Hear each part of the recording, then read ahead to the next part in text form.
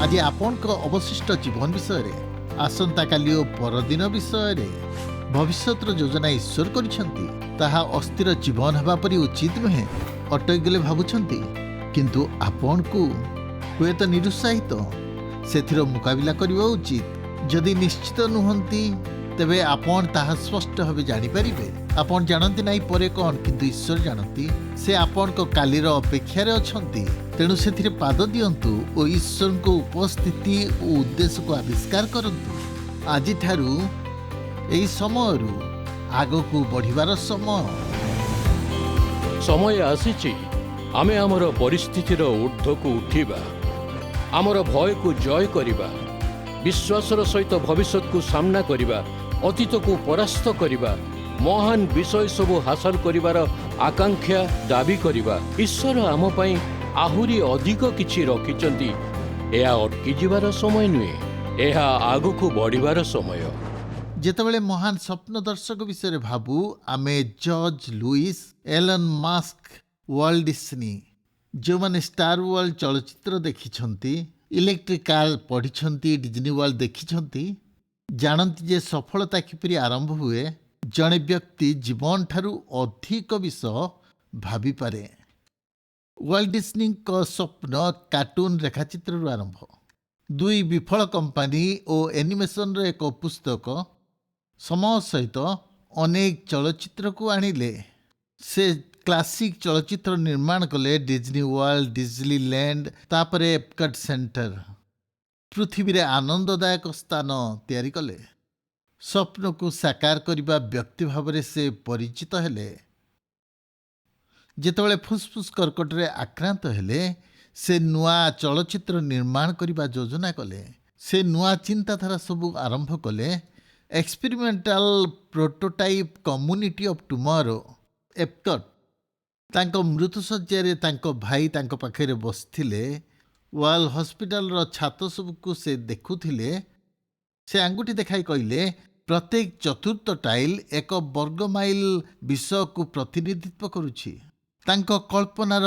राजपथ निर्माण निमंते से परामर्श देले या कहबा परे मु भाबुछि तांको स्वप्न छोट थिला विश्वास करंतु कि न करंतु आमे बड़ स्वप्न देखिबा आवश्यक जा जात होई नाही गोटे विषय है जनक जीवन में आम कौन विनियोग करुछु एवं ईश्वर को राज्य रे एक भूमिका ग्रहण करिपरिबा ख्रीष्ट अनुकारी भावे आम जीवन निमंते आम स्वप्न देखिपरिबा आम पतित जगत समय परिवर्तन करिबो अनंत काल को परिवर्तन करिबो ओ महिमा उद्देश्य रे राज्य गढ़ गौरव निमंते कहबा गले ता बाइबल रो कहानी बाइबल लोकमान द्वारा पूर्ण जो माने जीवन देखिछंती ईश्वर दृष्टिकोण तापरे आपण विश्वास रे आगो को बढ़ंतु समस्त कहानी रे हजार हजार वर्ष पूर्वे ईश्वर लोकमानकर स्वप्न एवं मध्य प्रेरणा दिए मार्गदर्शन दिए जेपरी से माने आगो को बढ़िबे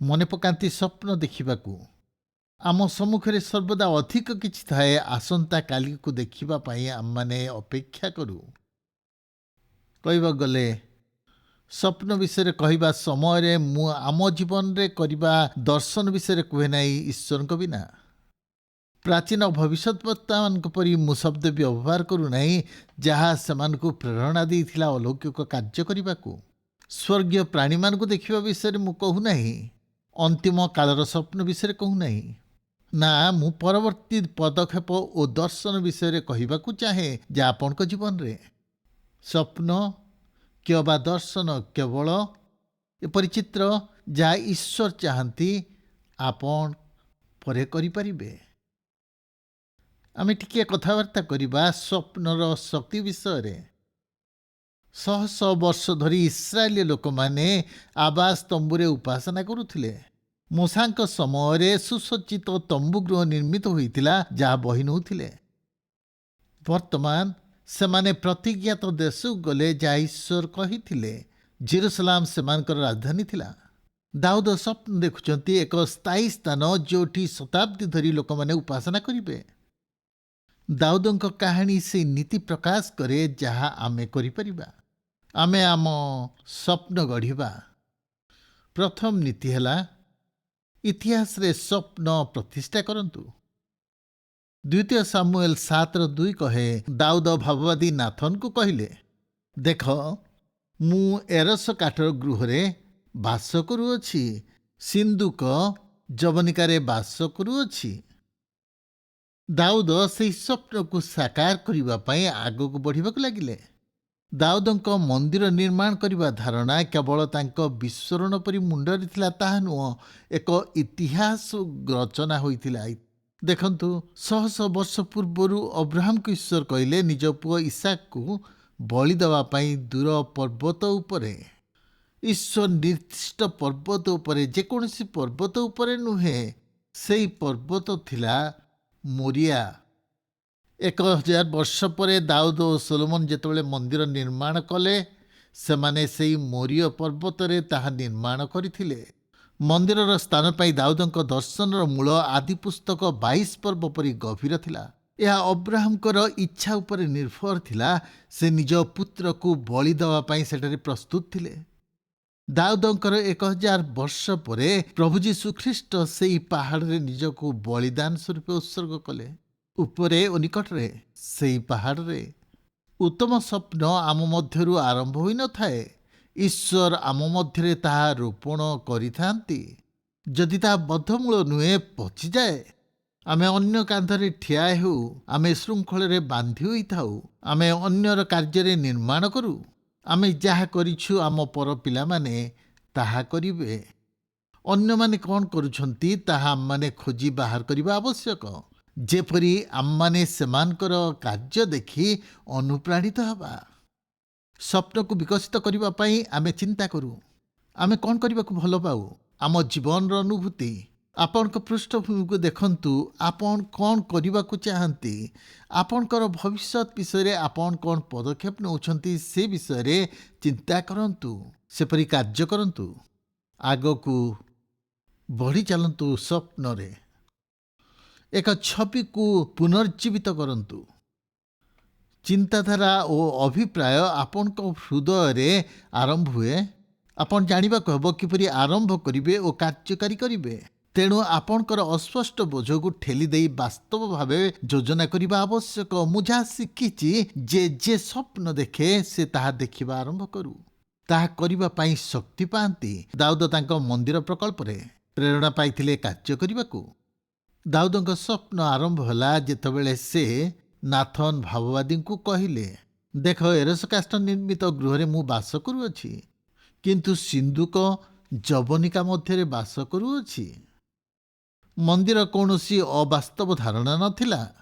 ଏହା ଏକ ଦର୍ଶନ ଥିଲା ଯାହା ଦାଉଦଙ୍କ ମନକୁ ପରିପୂର୍ଣ୍ଣ କରିଥିଲା। ସେହି ଛବିକୁ ଅନ୍ୟମାନଙ୍କ ନିକଟରେ ପ୍ରକାଶ କରିପାରିଥିଲେ ଓ ତୁଳନାତ୍ମକ ଭାବେ ଆଙ୍କି ପାରିଥିଲେ। ମୋ ପ୍ରାସାଦକୁ ଦେଖ, କିପରି ପେନାଲ କାନ୍ଥ ଓ ଗୌରବମୟ ପ୍ରାଚୀର। କ୍ଷୟପ୍ରାପ୍ତ ତମ୍ବୁକୁ ଦେଖ, ଯାହା ଆବାସ ଗୃହ କୁହାଯାଏ। ଈଶ୍ୱରଙ୍କ ଗୃହ କ'ଣ ଆମ ଗୃହଠାରୁ ଉତ୍ତମ ହେବା ଆବଶ୍ୟକ ନାହିଁ? ଆମେ ଦେଖିବା ଯେ ଆମେ କ'ଣ କରିପାରିବା ଭବିଷ୍ୟତରେ କରିବାକୁ ଆବଶ୍ୟକ ଆମ ସ୍ୱପ୍ନକୁ ଆଗକୁ ବଢ଼େଇ ନେବା ପାଇଁ। ଆପଣଙ୍କର ଦୀର୍ଘକାଳୀନ ସ୍ୱପ୍ନର ଶେଷ ଭାଗ ପୂରଣ କରିବା ପାଇଁ ଆପଣ ଆଗାମୀ ସମୟର ସଫଳତା ପାଇଁ କ'ଣ କରିବେ ଦେଖିବା ଆବଶ୍ୟକ। କିନ୍ତୁ ବର୍ତ୍ତମାନ ଆପଣଙ୍କର ସ୍ୱପ୍ନ ବିଷୟରେ ଆପଣ ଚିନ୍ତା କରନ୍ତୁ, ଯେପରି ତାହା ଅନ୍ୟକୁ ଆପଣଙ୍କୁ ଆକର୍ଷିତ କରେ। ତାପରେ ତୃତୀୟରେ, ଦୃଢ଼ ସଂକଳ୍ପ ସହିତ ଆମ ସ୍ୱପ୍ନକୁ ସୁଦୃଢ଼ କରୁ। ଦାଉଦ ଆବିଷ୍କାର କଲେ ଯେ ପ୍ରତ୍ୟେକ ସ୍ୱପ୍ନର ନିରାଶତା ରହିଛି। ମୁଁ ସେଥିର ସାକ୍ଷ୍ୟ ଦେଇପାରେ। ତାହା ପ୍ରମାଣ କରିବାର ଏକ ପ୍ରଣାଳୀ। ଦାଉଦଙ୍କ ସ୍ୱପ୍ନ ମନ୍ଦିର ଥିଲା, ଜୀବନରେ ଆଉ କିଛି ଚାହିଁନଥିଲେ। ସେ ଉତ୍ସାହିତ ଓ ପ୍ରସ୍ତୁତ ଥିଲେ ଏହି ଅଭିଯାନରେ। ସେ ଛାତରୁ ସେହି ମୋରିଆ ପର୍ବତ ଆଡ଼କୁ ଅନଉଥିଲେ ଯେପରି ସେ ତାହା ନିର୍ମାଣ କରିବେ। ତାଙ୍କ ସ୍ୱପ୍ନର ସଫଳତା ଦେଖିବାକୁ ସେ ଚାହୁଁଥିଲେ। ତାପରେ ଯଦି କାହାଣୀ ଜାଣିଛନ୍ତି, କିଛି ଘଟିଲା। ଈଶ୍ୱର ଦାଉଦଙ୍କୁ କହିଲେ, ତୁମେ ମନ୍ଦିର ନିର୍ମାଣ କରିପାରିବ ନାହିଁ ତୁମ ରକ୍ତପାତର ହସ୍ତ ଯୋଗୁଁ। ଏପରି ଈଶ୍ୱର କହିଲେ, ତୁମ୍ଭେ ଆମ ନାମ ଉଦ୍ଦେଶ୍ୟରେ ଗୃହ ନିର୍ମାଣ କରିବ ନାହିଁ, କାରଣ ତୁମ୍ଭେ ଯୁଦ୍ଧକାରୀ ରକ୍ତପାତ କରିଅଛ। ଏହା ତୁମ୍ଭ ପୁତ୍ର ସୋଲୋମନ ଆମ୍ଭ ଗୃହ ନିର୍ମାଣ କରିବ ଓ ଆମ୍ଭ ପ୍ରାଙ୍ଗଣ। ଆପଣ ଦର୍ଶନର ମୃତ୍ୟୁ ବିଷୟରେ କହୁଛନ୍ତି। ଦାଉଦ ଲମ୍ବା ସମୟ ଧରି ନିରାଶ ହେଲେ ନାହିଁ। ଏ କାହାଣୀ ମୋତେ ଭଲ ଲାଗେ। ସେ କହିଲେ, ଯଦି ମୁଁ ଏ କାର୍ଯ୍ୟ କରିପାରିବି ନାହିଁ, ମୋ ପୁଅ ଯାହାକୁ ଈଶ୍ୱର ମନୋନୀତ କରିଛନ୍ତି ସେ ତାହା କରିବେ। ସେ ସଫଳ ହେବା ପାଇଁ ମୁଁ ସମସ୍ତ କାର୍ଯ୍ୟ କରିବି। ସେହି ପ୍ରକଳ୍ପରୁ ଦାଉଦ ଓହ୍ଲେଇ ଯାଇନଥିଲେ। ସ୍ୱପ୍ନକୁ ସାକାର କରିବା ପାଇଁ ମୂଳ ମୂଲ୍ୟକୁ ଦର୍ଶାଇଥିଲେ। ଦୃଢ଼ ସଂକଳ୍ପ ବିନା କୌଣସି ସ୍ୱପ୍ନ କେବେ ସାକାର ହୁଏ ନାହିଁ। ସେ ଆପଣା ସ୍ୱପ୍ନକୁ ପୂରଣ କରିବା ପାଇଁ ଚେଷ୍ଟା କରିଥିଲେ। ସ୍ୱପ୍ନକୁ ଇତିହାସରେ ପ୍ରତିଷ୍ଠା କରନ୍ତୁ, ଛବି ପୁନର୍ଜୀବିତ କରନ୍ତୁ, ସଂକଳ୍ପ ନିଅନ୍ତୁ। ଚତୁର୍ଥରେ, ଆପଣଙ୍କର ସ୍ୱପ୍ନର ମୂଲ୍ୟ ଦିଅନ୍ତୁ। ଯଦି ସ୍ୱପ୍ନ ଦେଖନ୍ତି, ତ୍ୟାଗ ସ୍ୱୀକାର କରନ୍ତୁ। ମୁଁ ଆପଣଙ୍କୁ କିଛି କହିବାକୁ ଚାହେଁ ଯାହା ବିରୋଧାଭାସ ହୋଇପାରେ। ସ୍ୱପ୍ନ ମୂଲ୍ୟବାନ ଅଟେ। ସ୍ୱପ୍ନ ସମସ୍ତ ମୂଲ୍ୟବାନ। ଯେତେବେଳେ ଦାଉଦ ମନ୍ଦିର ନିର୍ମାଣ ନିମନ୍ତେ ଜାଗା କିଣିବା ପାଇଁ ଗଲେ, କାହାଣୀ ଏପରି, ସେ ଜଣେ ମାନ୍ୟଗଣ୍ୟ ରାଜା ଥିଲେ। ସେ ସେଇ ଜମିଟିକୁ ନେଇଯାଇପାରିଥାନ୍ତେ। ହୁଏତ ସେଇ ଜମି ଅରଣ୍ୟ ତାଙ୍କୁ ଦେଇପାରିଥାନ୍ତେ। ସେ କହିଲେ, ରାଜା, ଏଇ ଜମି ମୋର, ଯଦି ଚାହାନ୍ତି ମୁଁ ଦେଇପାରିବି। କିନ୍ତୁ ଦାଉଦ ଦ୍ୱିତୀୟ ସାମୁଏଲ 24:24 କହିଲେ, ନା, ମାତ୍ର ମୁଁ ଅବଶ୍ୟ ମୂଲ୍ୟ ଦେଇ ତୁମଠାରୁ ଏସବୁ କିଣିବି। ଆଉ ମୁଁ ସଦାପ୍ରଭୁଙ୍କୁ ମୋ ପରମେଶ୍ୱରଙ୍କ ଉଦ୍ଦେଶ୍ୟରେ ବିନା ମୂଲ୍ୟରେ ହୋମ ବଳି ଉତ୍ସର୍ଗ କରିବି ନାହିଁ। ବଡ଼ ସ୍ୱପ୍ନ ମହଙ୍ଗା ପଡ଼େ। ଯଦି ଆପଣ ଏକ ପୂରଣ ହୋଇଥିବା ସ୍ୱପ୍ନ ଅନୁଭବ କରିଛନ୍ତି, ତେବେ ଆପଣ ଭାବନ୍ତି ମୁଁ କ'ଣ କହୁଛି। ଏହାର ମୂଲ୍ୟର ଅର୍ଥ, ଶକ୍ତି, ସମାଲୋଚନା, ଅବିଶ୍ୱାସ, ଯୋଜନାବିହୀନ ବାଧା, ଅନେକ ନିରୁତ୍ସାହିତ ବିଷୟ ଆସିଥାଏ ଆମମାନଙ୍କ ଜୀବନରେ। ମୁଁ ଭାବୁଛି ପ୍ରଭୁ ଯୀଶୁ ସାହାଯ୍ୟ କରିବେ। ସେ ସେମାନଙ୍କୁ କହିଲେ, କାରଣ ତୁମମାନଙ୍କ ମଧ୍ୟରୁ କିଏ ପ୍ରହରୀ ଗୃହ ନିର୍ମାଣ କରିବାକୁ ଇଚ୍ଛା କରି ସେଥିର ହିସାବ ସେ ନ କରେ? କେଉଁ ରାଜା ଅନ୍ୟ ଜଣେ ରାଜାଙ୍କ ସହିତ ଯୁଦ୍ଧ କରିବାକୁ ଯିବା ସମୟରେ 20,000 ସୈନ୍ୟ ଘେନି 10,000 ସୈନ୍ୟ ନେଇ ଯୁଦ୍ଧ କରିବାକୁ ସକ୍ଷମ କି ନାହିଁ ତାହା ଦେଖେ ନାହିଁ? ଆପଣ ପ୍ରାଚୀର ନିର୍ମାଣ କି ଯୁଦ୍ଧ କରିବା ପାଇଁ ସ୍ୱପ୍ନ ଦେଖିବେ ନାହିଁ? ମୋ କଥା ଶୁଣନ୍ତୁ। ଆମେ ଯେତେବେଳେ ସ୍ୱପ୍ନ ଦେଖୁ, ମୂଲ୍ୟ ଦେବାକୁ ପଡ଼ିଥାଏ। ମୂଲ୍ୟ ବିଷୟ ନ ଜାଣିଲେ ଆପଣ ପ୍ରଥମ ପ୍ରତିବନ୍ଧକ ସାମ୍ନା କଲା ପରେ ସ୍ୱପ୍ନକୁ ପରିତ୍ୟାଗ କରିଦେଇ ପାରନ୍ତି। ଡୋରୋଥିଆ ଡିକ୍ସ ସ୍ୱପ୍ନର ମୂଲ୍ୟକୁ ଭଲ ଭାବେ ବୁଝିଥିଲେ। ମେ ମାସ 1802ରେ ସେ ଜନ୍ମଗ୍ରହଣ କରିଥିଲେ। 12 ବର୍ଷ ବୟସରେ ମଦ୍ୟପ ପରିବାରଠାରୁ ସୁରକ୍ଷା ନିମନ୍ତେ ଚାଲିଗଲେ। ବେଷ୍ଟନରେ ତାଙ୍କ ଜେଜେମାଙ୍କ ସହିତ ରହିଲେ ଓ 14 ବର୍ଷରେ ସ୍କୁଲରେ ସେ ପଢ଼ାଇବା ଆରମ୍ଭ କଲେ। ଶେଷରେ ତାଙ୍କୁ କାରାଗାରରେ ସଣ୍ଡେ ସ୍କୁଲ ପଢ଼ାଇବା ପାଇଁ କୁହାଯାଇଥିଲା, ଯେଉଁଠାରେ ପାଗଳ ଓ ମାନସିକ ବିକାରଗ୍ରସ୍ତ ଲୋକମାନଙ୍କୁ ରଖାଯାଉଥିଲା। ଅପରାଧୀମାନେ ସେଇ ଜେଲ ମଧ୍ୟରେ ଥିଲେ। ସେମାନଙ୍କୁ ଥଣ୍ଡା ଜାଗାରେ ଉଲଙ୍ଗ କରି ରଖାଯାଉଥିଲା, ଅନ୍ଧାର ମଧ୍ୟରେ ଶିଙ୍କୁଳି ବାନ୍ଧି। ଡର୍ଥିଆ ସମାଜଚ୍ୟୁତ ଦୁର୍ଭାଗ୍ୟଜନକ ଲୋକମାନଙ୍କୁ ସାହାଯ୍ୟ କରିବା ପାଇଁ ଦୃଢ଼ ସଂକଳ୍ପ ନେଲେ। ସେ ବାକି ଜୀବନ କାରାଗାରରେ ଲୋକମାନଙ୍କର ସେବା କରିବା ପାଇଁ ଉତ୍ସର୍ଗ କଲେ। ସେ କାରାଗାର ପରିଦର୍ଶନ କଲେ ଓ ରିପୋର୍ଟ ଲେଖିଲେ। ସେ ବିଧାନସଭାରେ ସାକ୍ଷ୍ୟ ଦେଲେ, ପ୍ରବନ୍ଧ ଲେଖିଲେ ଓ ବକ୍ତୃତା ଦେଇ କହିଲେ। ସେ ସଂସ୍କାର ଆଣିଲେ, ହଜାର ହଜାର କାରାଗାର ପରିଦର୍ଶନ କଲେ ଓ ସେମାନଙ୍କର ଦୁଃଖ ସବୁ ଦେଖିଲେ। ସେମାନଙ୍କର ଦୁଃଖ ଯନ୍ତ୍ରଣା ଦେଖି ସେ ଅସୁସ୍ଥ ହୋଇପଡ଼ିଲେ। ତାଙ୍କର ଟୋପି କାଶ୍ମୀରୀ ସଲ୍ ଘୋଡ଼ାଇଥିଲେ। ଡୋର୍ଥିଆ ଟ୍ରେନରେ 60,000 ମାଇଲ ଯାତ୍ରା କରିଥିଲେ। ସାକ୍ଷ୍ୟ ଦେଉଥିଲେ ଯେ ଈଶ୍ୱର କିପରି ତାଙ୍କ ଜୀବନରେ କାର୍ଯ୍ୟ କରିଛନ୍ତି। ହୋସମ୍ୟାନ୍ କହିଲେ, ସେ ଐଶ୍ୱର୍ଯ୍ୟ ଚୁମ୍ବକୀୟ କାର୍ଯ୍ୟ କଲେ। ଡୋରୋଥି ମାନସିକ ରୋଗାଗ୍ରସ୍ତ ପିଲାମାନଙ୍କ ସହିତ କଥାବାର୍ତ୍ତା କରିବାରେ ପ୍ରଥମ ଆମେରିକୀୟ ବ୍ୟକ୍ତି ଥିଲେ। ଯେତେବେଳେ ତାଙ୍କ ପ୍ରସ୍ତାବ ବିଧାନସଭାରେ ଦିଆଗଲା, ତାଙ୍କ ପ୍ରୟାସ 2 ଗୁଣ ହେଲା। ବିଦେଶ ଯାତ୍ରା କରି ସେ ବ୍ରିଟେନ ଓ ସମଗ୍ର ୟୁରୋପରେ ମାନସିକ ଅକ୍ଷମମାନଙ୍କୁ ଆଣିଲେ। ଯେତେବେଳେ ଆମେରିକାରେ ଗୃହଯୁଦ୍ଧ ଆରମ୍ଭ ହେଲା, ତାଙ୍କୁ ମୁଖ୍ୟ ନର୍ସ ଭାବେ ରଖାଗଲା ଓ ସୈନିକମାନଙ୍କୁ ସେ ଚିକିତ୍ସା କରିବାକୁ ଲାଗିଲେ। ଯୁଦ୍ଧ ଶେଷ ବେଳେ ସେ 63 ବୟସର ଥିଲେ। ଓଜନ 43 କେଜି ଥିଲା, କିନ୍ତୁ ସେ ସମ୍ପୂର୍ଣ୍ଣ ସକ୍ରିୟ ଥିଲେ। ଡୋରୋଥି ମାନସିକ ରୋଗୀଙ୍କ ପାଇଁ ପୁଣି ଥରେ ରାସ୍ତାକୁ ଓହ୍ଲାଇ ଆସିଲେ। ମେନ୍ରୁ ସେ କାଲିଫର୍ଣ୍ଣିଆ ମଧ୍ୟରେ ଯାତ୍ରା କରି ଆହୁରି 15 ବର୍ଷ ବିତାଇଲେ। ସମାଜର କାର୍ଯ୍ୟ କଲା ପରେ ଭାବିଲେ ଯେ ତାଙ୍କ କାର୍ଯ୍ୟ ଏବେ ମଧ୍ୟ ଶେଷ ହୋଇନାହିଁ। ସେ କାର୍ଯ୍ୟ କରିବାକୁ ଲାଗିଲେ। ତାଙ୍କ କାର୍ଯ୍ୟର 50 ବର୍ଷ ଯାଇ ତାଙ୍କର ଘର ନଥିଲା। ସେ 125ଟି ଆଶ୍ରୟସ୍ଥଳ ହସ୍ପିଟାଲରେ ନିଜ ଘର ଭାବେ ରହୁଥିଲେ। ସେ 85 ବର୍ଷରେ ପ୍ରାଣତ୍ୟାଗ କଲେ। ତାଙ୍କ ସମାଧିରେ ମାଥ୍ୟୁ 25:35-36 ପଢ଼ାଗଲା। ଏପରି ଲେଖା ଅଛି, ମୁଁ କ୍ଷୁଧିତ ଥିଲି, ଭୋଜନ କରାଇଲ, ତୃଷିତ ଥିଲି, ପାନ କରାଇଲ, ମୁଁ ପ୍ରବାସୀ ଥିଲି, ଆଶ୍ରୟ ଦେଲ, ଉଲଙ୍ଗ ଥିଲି, ବସ୍ତ୍ର ପରିଧାନ କରାଇଲ, ପୀଡ଼ିତ ଥିଲି, ମୋତେ ଶଙ୍ଖଳିଲ, କାରାଗାରରେ ଥିଲି, ମୋ ନିକଟକୁ ଆସିଲ। ଡରୋଥିଆ ତାଙ୍କ ସ୍ୱପ୍ନ ପାଇଁ ମହାମୂଲ୍ୟ ଦେଇଥିଲେ, କିନ୍ତୁ ସେ ମହାନ ପୁରସ୍କାର ମଧ୍ୟ ପାଇଥିଲେ। ପୃଥିବୀ ସାରା ଅସଂଖ୍ୟ ଲୋକଙ୍କର ସେ ଚିକିତ୍ସା କରିଥିଲେ, ଯେଉଁମାନେ ମାନସିକ ରୋଗରେ ଥିଲେ। ତାଙ୍କ ଚେଷ୍ଟା ବାସ୍ତବ ଥିଲା। ତାର ଲାଭ ଆଜି ପର୍ଯ୍ୟନ୍ତ ପୃଥିବୀବାସୀ ପାଇଥିବା ଆମେ ଲକ୍ଷ୍ୟ କରୁ। ଆପଣଙ୍କୁ ସ୍ୱପ୍ନର ମୂଲ୍ୟ ଦେବାକୁ ପଡ଼ିବ। ଯଦି ଆପଣ ପହଞ୍ଚିବାକୁ ଚାହୁଁଛନ୍ତି, ସହଜ ଉପାୟ ନାହିଁ। ଆପଣ ଅଟକି ଯାଆନ୍ତୁ, ଏପରି କିଛି ନାହିଁ। ଆପଣଙ୍କ ସ୍ୱପ୍ନ ଯଦି ଈଶ୍ୱରଦତ୍ତ ସ୍ୱପ୍ନ ଅଟେ, ମୂଲ୍ୟ ଦେବାକୁ ହେବ। ମୁଁ ପ୍ରତିଜ୍ଞା କରୁଛି, ସେଇ ମୂଲ୍ୟ ଦେବା ବହୁମୂଲ୍ୟ। ଶେଷରେ ଉତ୍ତରାଧିକାର ପାଇଁ ମୁକ୍ତ କର।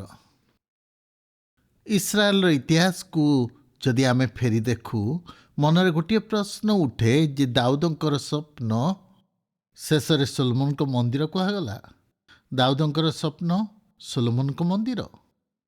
ଦେଖନ୍ତୁ, ଦାଉଦ ତାହା ଗ୍ରହଣ କଲେ ନାହିଁ, ତାହା ହେବାକୁ ଦେଲେ।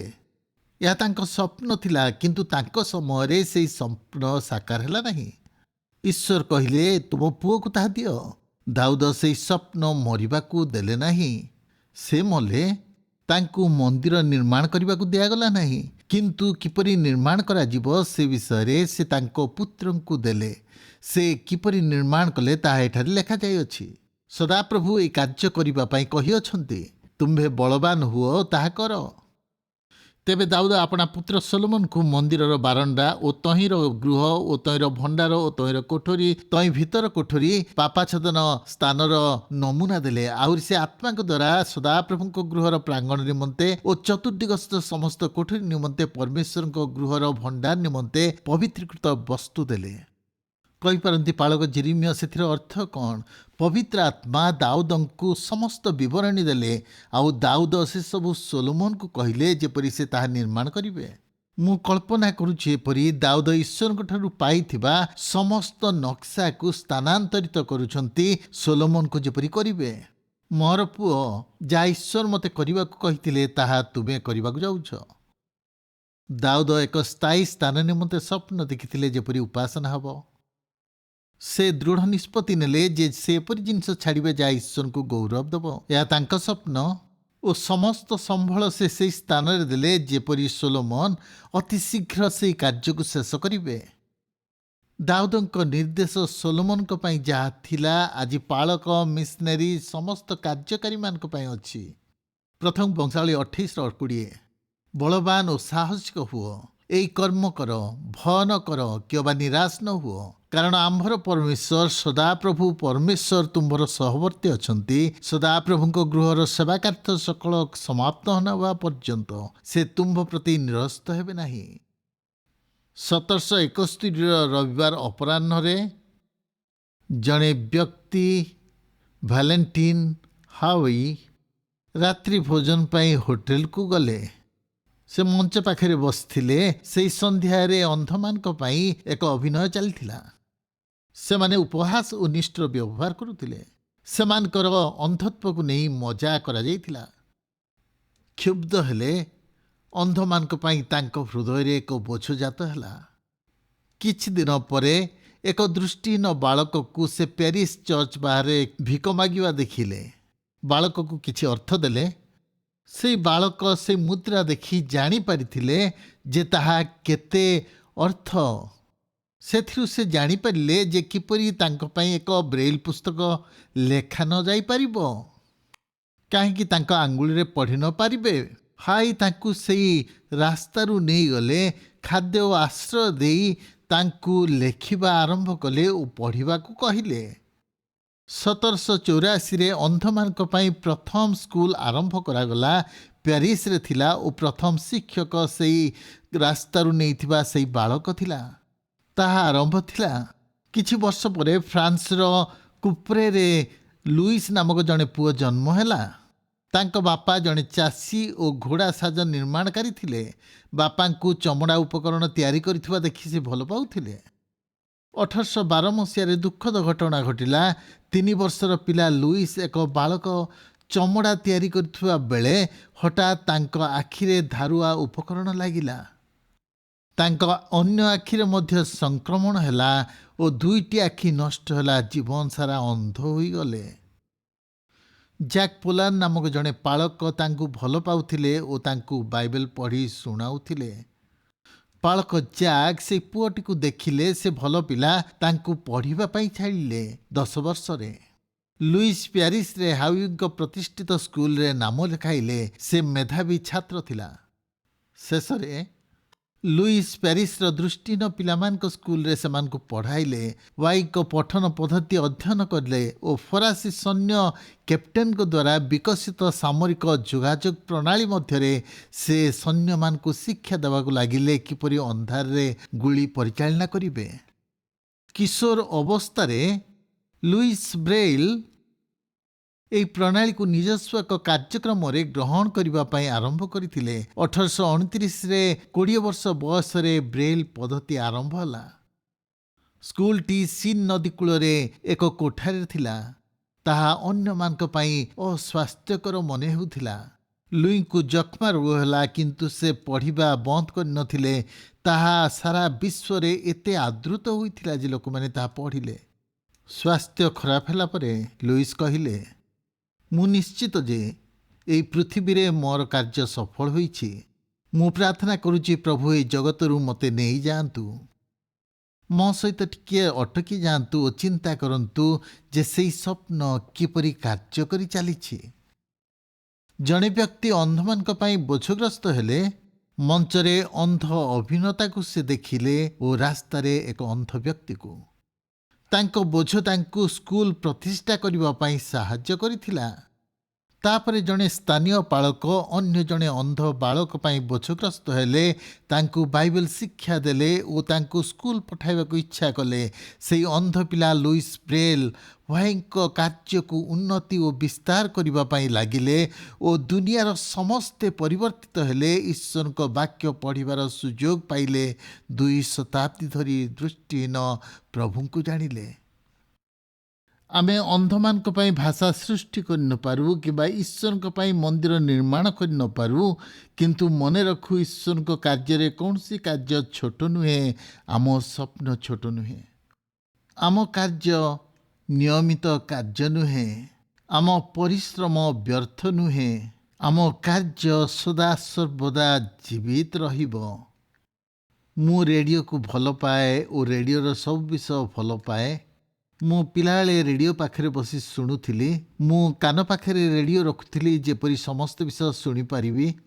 ଛୋଟ ପିଲା ଭାବେ ନାଇଟ୍ ରେଡ଼ିଓ ମୁଁ ସବୁବେଳେ ଶୁଣୁଥିଲି। ମୁଁ ଆପଣଙ୍କୁ ତାହା ବୁଝାଇ ପାରୁନାହିଁ। ମୁଁ ସର୍ବଦା ରେଡ଼ିଓକୁ ଭଲ ପାଏ। ରେଡ଼ିଓ ମୋତେ ରହସ୍ୟମୟ ଭାବରେ ଆୟତ୍ତ କରି ରଖିଥିଲା। ମୁଁ ସବୁବେଳେ ଶୁଣିବାକୁ ଭଲ ପାଏ। ମୁଁ 1959 ସାଲରେ କେଡାରଭିଲ୍ କଲେଜରେ ଛାତ୍ର ହେଲି ଆଉ ମୁଁ ସେହି ସମୟରେ ରେଡ଼ିଓ ଶୁଣିବାକୁ ଲାଗିଲି। ନୂତନ ଖ୍ରୀଷ୍ଟିଆନ FM ଷ୍ଟେସନ ଆରମ୍ଭ ହେଲା, ଯାହା ମୋ ଘରୁ 15 ମାଇଲ ଦୂରରେ ଅବସ୍ଥିତ। ମୁଁ ଜାଣିନି ଏହା କିପରି ହେଲା, କିନ୍ତୁ ସେହି ଷ୍ଟେସନରେ ମୋତେ ଘୋଷଣାକାରୀ ପଦବୀରେ ରଖିଲେ। ମୁଁ ଗୋଟେ କାର୍ଯ୍ୟ ପାଇଲି। ପ୍ରତିଦିନ ସୋମବାରଠାରୁ ଶୁକ୍ରବାର ପର୍ଯ୍ୟନ୍ତ 3ଟାରୁ 11ଟା ପର୍ଯ୍ୟନ୍ତ ମୁଁ ସେହି ସ୍ଥାନରେ କାର୍ଯ୍ୟ କଲି। ମୁଁ ଖବର ପରିବେଷଣ କରୁଥିଲି, କଲ୍ ଇନ୍ ସଙ୍ଗୀତ ଶୋ ପରିଚାଳନା କରୁଥିଲି, ବ୍ୟାକ୍ ଟୁ ଦ ବାଇବେଲ କାର୍ଯ୍ୟକ୍ରମ କରୁଥିଲି। ମୋତେ ରେଡ଼ିଓ ଷ୍ଟେସନ ଆରମ୍ଭ କରିବାକୁ କୁହାଗଲା। କେଦାରଭିଲ୍ କଲେଜ କ୍ୟାମ୍ପସରେ ମୁଁ କଲେଜ ସହପାଠୀ ପଲ୍ ରାଥ୍ନିଙ୍କୁ ନେଲି ଓ ମୋର ଗର୍ଲଫ୍ରେଣ୍ଡ ଡୋନା ଥମ୍ପସନଙ୍କ ସହିତ ଆମେ ଆରମ୍ଭ କଲୁ WCDR FM। ସମୟରେ ସେହି ଷ୍ଟେସନ ବୃଦ୍ଧି ପାଇ ବିଭିନ୍ନ ଷ୍ଟେସନ ସହିତ ଯୋଡ଼ି ହେବାକୁ ଲାଗିଲା। ଖ୍ରୀଷ୍ଟୀୟ ସଙ୍ଗୀତ ଓ ସୁସମାଚାର ପ୍ରଚାର କରାଯାଇଥିଲା। ମୁଁ ବ୍ୟକ୍ତିଗତ ଭାବେ ବିଶ୍ୱାସ କରେ ଯେ ଈଶ୍ୱର କେଦାରଭିଲ୍ କଲେଜକୁ ବ୍ୟବହାର କଲେ। CDRW ମୁଁ କଲେଜରେ ସାନ ଥିଲି। ଈଶ୍ୱର ସେବା ପାଇଁ ଡାକିଲେ। ଏହା ସମ୍ପୂର୍ଣ୍ଣ ସ୍ପଷ୍ଟ ଥିଲା ଯେ ମୁଁ ଜଣେ ମିଶନେରୀ ସୁସମାଚାର ପ୍ରଚାରକ ଭାବେ ମୁଁ ଡକାଯାଇଅଛି। ଡଲାସ୍ ଥିଓଲୋଜିକାଲ ସେମିନାରୀରେ ଯୋଗ ଦେଲି। କଲେଜରେ ସ୍ନାତକ ପାସ୍ କଲା ପରେ ଡୋନା ଓ ମୁଁ ବିବାହ କଲୁ। ଆଉ 4 ବର୍ଷ ଆମେ ସେହି ଶିକ୍ଷା ଶେଷ କଲୁ। ମୋର ବଡ଼ ଅନୁତାପର ବିଷୟ ଏହି ବିଷୟ ଥିଲା ଯାହାକୁ ମୁଁ କହେ, ମୁଁ ରେଡ଼ିଓ ଭଲ ପାଉଥିଲି। ମୁଁ ମୋ ଜୀବନରେ ଅନେକ ସମୟ ରେଡ଼ିଓରେ କାର୍ଯ୍ୟ କରିଅଛି। ତଥାପି ମନେ ହେଉଥିଲା ଯେ ଈଶ୍ୱର ମୋତେ ଏକ ଭିନ୍ନ ଦୃଷ୍ଟିକୋଣରୁ ଭିନ୍ନ ଦିଗରେ କଢ଼େଇ ନେଉଛନ୍ତି। ମୁଁ ପାଠ ପଢ଼ିବା ସମୟରେ ରେଡ଼ିଓକୁ 4 ବର୍ଷ ପାଇଁ ବନ୍ଦ କରିଥିଲି। ତାପରେ କ'ଣ ହେଲା ତା ମୋ ଜୀବନର ଆଶ୍ଚର୍ଯ୍ୟଜନକ କାହାଣୀ। ନ୍ୟୁଜର୍ସିରେ ଯୁବ ପାଳକ ଭାବେ ରହିଲା ପରେ 12 ବର୍ଷ ଇଣ୍ଡିଆନା ଫୋର୍ଟ ୱାର୍ଥରେ ପାଳକ ଭାବେ କାର୍ଯ୍ୟ କଲି। ତାପରେ ସାଡୋ ମାଉଣ୍ଟ କମ୍ୟୁନିଟି ଚର୍ଚ୍ଚକୁ ମୋତେ ଆହ୍ୱାନ କରାଗଲା ସାନଡିଏଗୋରେ। ତା ପର ବର୍ଷ ସାନଡିଏଗୋରେ ମୋତେ ଏକ ଖ୍ରୀଷ୍ଟିଆନ କାର୍ଯ୍ୟକ୍ରମରେ 5 ଦିନ ଶିକ୍ଷା ଦେବାକୁ ଦିଆଗଲା, ଯେଉଁଠାରେ ମୁଁ କାର୍ଯ୍ୟ କଲି। ଷ୍ଟେସନ ମ୍ୟାନେଜର ଡେଭିଡ ରୁଲମ୍ୟାନ ଏହି ନୂତନ ପ୍ଲାଟଫର୍ମ ଦେଲେ। ବାକି ସବୁ ଇତିହାସ। ଆଜି ଆମେରିକାର 3000ରୁ ଅଧିକ ରେଡ଼ିଓ ଷ୍ଟେସନରେ ଦିଗ ପରିବର୍ତ୍ତନ କାର୍ଯ୍ୟ ଚାଲୁଅଛି। ଅନେକ ଷ୍ଟେସନରେ ପ୍ରତିଦିନ 2ରୁ 3 ଥର ପ୍ରସାରଣ କରାଯାଏ। ମୋମେଣ୍ଟୋ ଡେସିସିଭୋ ସ୍ପେନିଶ କହୁଥିବା ଲୋକମାନଙ୍କ ନିକଟରେ ଏହି ଦିଗ ପରିବର୍ତ୍ତନ କାର୍ଯ୍ୟକ୍ରମ ଚାଲେ। ତେଣୁ ଆପଣ ଦେଖିପାରିବେ ଈଶ୍ୱର ମୋ ସ୍ୱପ୍ନକୁ ନେବା ପାଇଁ ସେବା କାର୍ଯ୍ୟକୁ ଡାକି ନାହାନ୍ତି। ସେ ମୋତେ ସେବା କାର୍ଯ୍ୟକୁ ଡାକିଲେ। ମୋ ସ୍ୱପ୍ନ ଛୋଟ ଥିଲା। ମୋ ପାଇଁ ତାଙ୍କର ବଡ଼ ଓ ଭଲ ଯୋଜନା ଥିଲା। ସେହି ସମସ୍ତ ଅଭିଜ୍ଞତା ମଧ୍ୟରୁ ମୁଁ ଈଶ୍ୱରଙ୍କ ଉପରେ ସମ୍ପୂର୍ଣ୍ଣ ଭରସା ସ୍ଥାପନ କରିବି, ଏପରିକି ତାଙ୍କ ଯୋଜନାରେ ଆଗକୁ ବଢ଼ିବା ସମୟରେ ମଧ୍ୟ। ମୁଁ ଏହି ସମସ୍ତ କାହାଣୀ ଓ ବାଇବେଲର ସମ୍ବାଦ ଦେବା ଦ୍ୱାରା ଗୋଟିଏ ବିଷୟ କହିବାକୁ ଚାହେଁ। ବିଶ୍ୱାସ କରନ୍ତୁ ଈଶ୍ୱରଙ୍କୁ ଆପଣଙ୍କ ଜୀବନ ନିମନ୍ତେ। ଆପଣ ନେହେମିୟାଙ୍କ ପରି କହିପାରିବେ, ଈଶ୍ୱର ମୋ ହୃଦୟରେ ତାହା ଦେଲେ। ଈଶ୍ୱର ଯେତେବେଳେ ଆପଣଙ୍କ ହୃଦୟରେ ଏହି ସ୍ୱପ୍ନ ଦିଅନ୍ତି, ଅନୁଭବ ନ କରିବା ଯାଏ ବନ୍ଦ କରନ୍ତୁ ନାହିଁ। ଆପଣ ମହାନ ଆଶୀର୍ବାଦ ପ୍ରାପ୍ତ ବ୍ୟକ୍ତି ହେବେ ଈଶ୍ୱରଙ୍କର ଏହି ପୃଥିବୀ ଉପରେ।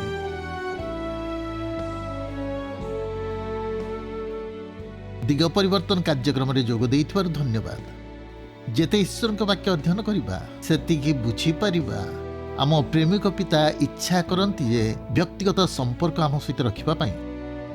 ଯଦି ଆପଣ ସେହି ସମ୍ପର୍କ ରଖିବାକୁ ଚାହାନ୍ତି, ତାଙ୍କ ସହିତ ଅନନ୍ତ କାଳ ରହିବାକୁ ଚାହାନ୍ତି, ତେବେ ଆପଣ ଆପଣଙ୍କ ପାପରୁ ଅନୁତାପ କରି ଯୀଶୁଖ୍ରୀଷ୍ଟଙ୍କୁ କୁହନ୍ତୁ ପ୍ରଭୁ ଓ ତ୍ରାଣକର୍ତ୍ତା ହେବା ପାଇଁ। ଯଦି ବିଶ୍ୱାସର ପଦକ୍ଷେପ ନେଇଛନ୍ତି, ଆପଣଙ୍କ ନିଷ୍ପତ୍ତି ଅନ୍ୟ ବିଶ୍ୱାସୀମାନଙ୍କୁ କୁହନ୍ତୁ। ଭରସାଯୋଗ୍ୟ ସେବା କାର୍ଯ୍ୟ, ସ୍ଥାନୀୟ ମଣ୍ଡଳୀ ଏବଂ ଆପଣ ବିଶ୍ୱାସରେ ବୃଦ୍ଧି ପାଆନ୍ତୁ। ଆଶୀର୍ବାଦ କରନ୍ତୁ। ପରବର୍ତ୍ତୀ କାର୍ଯ୍ୟକ୍ରମରେ ସାକ୍ଷାତ ହେବ ଦିଗ ପରିବର୍ତ୍ତନ କାର୍ଯ୍ୟକ୍ରମରେ।